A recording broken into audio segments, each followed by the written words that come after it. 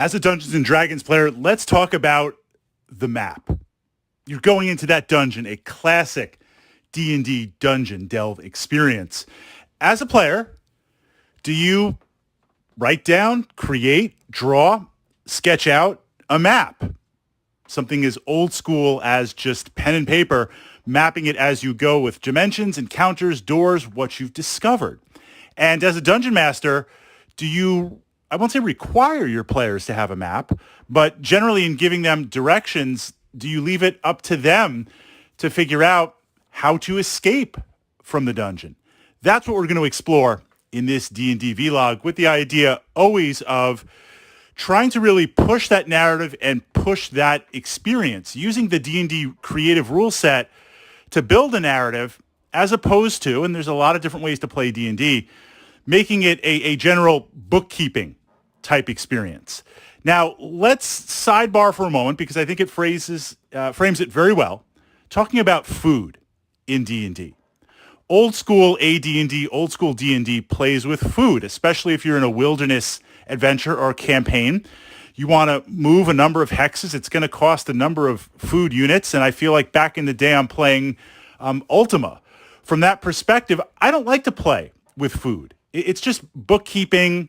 We just kind of suspend disbelief for a moment. You have enough food for the adventure. If we're exploring the Keep on the Borderlands as you free roam, I'm not going to keep track of food. We're going to suspend that belief and play it for that moment. Now, that's different than, say, the classic D&D module where you suddenly appear on a magical island. You're not really sure how you got there.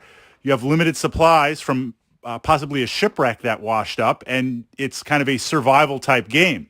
That's different if the focus of the game is survival. But I'm willing to suspend certain things as a DM to really push the narrative.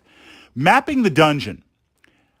I believe this is important. And as a dungeon master, I explain to my players kind of the rough dimensions and the rough outline of what they see and any furnishings or any encounters, because I want to encourage them to map the dungeon for two reasons. And I say encourage because they can choose to map it or not. Encourage for actually really three reasons. Two practical, one narrative. The two practical reasons are, as you explore, when the adventure's over or when you've had enough, if we're going back to like Keep on the Borderlands, Caves of Chaos, no spoilers, don't worry. You jump into there, things might get out of hand fast and you need to backtrack and get out of there. This isn't just like, okay, we just leave the dungeon. Well, how are you going? Where are you going? Because you might not know where you're going, even with the map that you've drawn. So you can't just say to me as a DM, okay, we beat down these orcs, we're hurt, we got to escape, we leave the dungeon.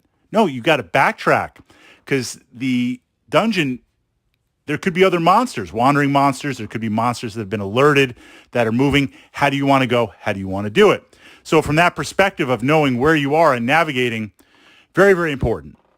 Second perspective is, are you missing something in terms of hidden doors, secret passages, things to explore? If you're in this kind of, let's say, tower, well, not quite a dungeon. Let's say you're exploring a tower and you're on the outside of the tower and you have an idea of the dimensions of the tower. When you explore, if you map things out, you might have an area that is undiscovered. There's some places where we haven't found any doors, we haven't detected anything, but look, this whole northeast corner, we've got this blank spot on the map. Clearly we're missing something. There has to be some way in. Maybe it's a hidden treasure room. Who knows what it is? So I like to encourage the players to map things out because sometimes how the dungeon unfolds, you might find access to secret doors or secret areas. On the narrative side, it's kind of fun to then look at the end of the adventure when everything is said and done. And I don't always do this, but sometimes I'll do it if it's a classic dungeon crawler that we really enjoyed over multiple sessions and we're not going to revisit it, meaning it's finished and it's done. And there's no spoilers to go towards another adventure or another campaign.